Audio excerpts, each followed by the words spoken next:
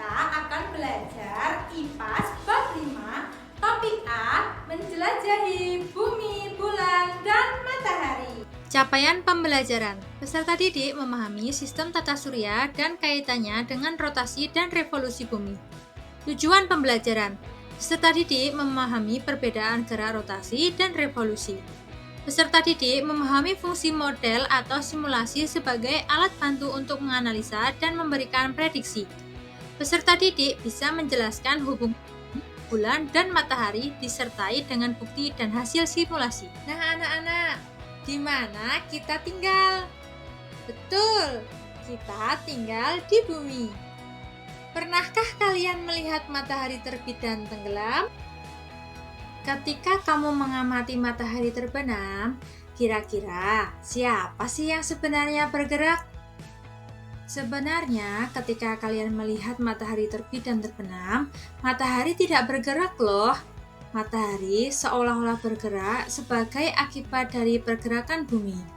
Pergerakan tersebut dinamakan gerak rotasi bumi. Jadi, sebenarnya yang bergerak adalah bumi. Rotasi bumi merupakan gerakan memutar bumi pada porosnya. Pengaruh rotasi bumi. Yang pertama, terjadinya siang dan malam. Bumi terbagi menjadi dua bagian, yaitu bagian yang menghadap matahari dan bagian yang membelakanginya. Pengaruh rotasi bumi yang kedua, yaitu gerak semu harian matahari. Matahari seolah-olah bergerak dari timur ke barat dan mengelilingi bumi. Yang ketiga, perbedaan waktu.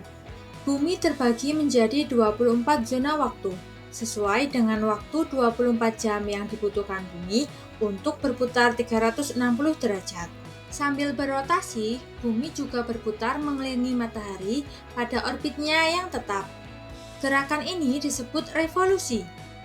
Ketika berevolusi, kita juga bisa menyebut bahwa bumi mengorbit matahari. Waktu untuk bumi melakukan satu kali revolusi yaitu 365,25 hari. Orbit bumi berbentuk elips atau oval. Pengaruh revolusi bumi antara lain perubahan musim, perbedaan lama siang dan malam, gerak semu tahunan matahari, pembentukan rasi bintang, penanggalan kalender Masehi, dan terjadinya gerhana matahari dan bulan. Mengapa ketika bumi bergerak, kita tidak merasakannya? Mari kita pelajari lebih lanjut tentang bumi kita. Ketika bumi bergerak, kita tidak dapat merasakannya karena adanya gaya gravitasi bumi. Selain itu, bumi berputar secara konstan dengan percepatan gravitasi sebesar 9,8 meter per detik kuadrat. Sampai saat ini, bumi merupakan satu-satunya tempat yang dihuni makhluk hidup. Rumah kita ini spesial loh, karena bumi merupakan satu-satunya planet di tata surya dengan 70% permukaan berupa perairan. Keberadaan air inilah yang berperan bagi kehidupan di bumi. Bumi kita terbentuk dari bebatuan dan logam, sehingga termasuk dalam kelompok planet berbatu. Bulan merupakan satelit alami yang dimiliki bumi. Satelit adalah sebutan untuk benda langit yang mengelilingi sebuah planet. Sampai saat ini, bulan satu-satunya tempat di luar bumi yang pernah dikunjungi manusia. Waktu revolusi dan rotasinya sama, yaitu 27 hari. Tetapi yang teramati dari bumi yaitu 29 hari. Penampakan bulan berbeda-beda, kadang berbentuk sabit, purnama, atau hanya separuh. Sebenarnya, bentuk bulan selalu sama. Namun, posisi bulan terhadap bumi berubah-ubah karena berevolusi. Sebenarnya, bulan juga tidak bercahaya loh. Cahaya yang kita lihat saat malam hari merupakan pantulan dari cahaya matahari. Matahari terbentuk dari gas helium dan hidrogen yang sangat panas. Matahari merupakan bintang yang dekat dengan bumi, sehingga cahayanya menerangi bumi saat siang hari dan panasnya bisa kita rasakan.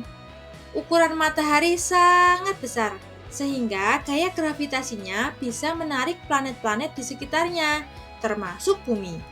Walaupun begitu, jika dibandingkan dengan bintang yang lain, matahari termasuk dalam jajaran bintang yang kecil. Sama seperti bumi, matahari juga berotasi dan berevolusi. Matahari berevolusi mengelilingi pusat galaksi Bima Sakti. Kesimpulan pembelajaran pada hari ini. Bulan berotasi dan berevolusi terhadap bumi. Bumi juga mengalami rotasi. Bumi dan bulan bersama-sama berevolusi terhadap matahari. Hari ini kita sudah belajar mengenai rotasi revolusi bumi, bulan, dan matahari. Nah anak-anak, bagaimana pembelajaran kita hari ini? Asik bukan? Tentunya sekarang kalian lebih memahami tentang tata surya. Agar lebih memahami lagi, ayo kita kerjakan soal berikut.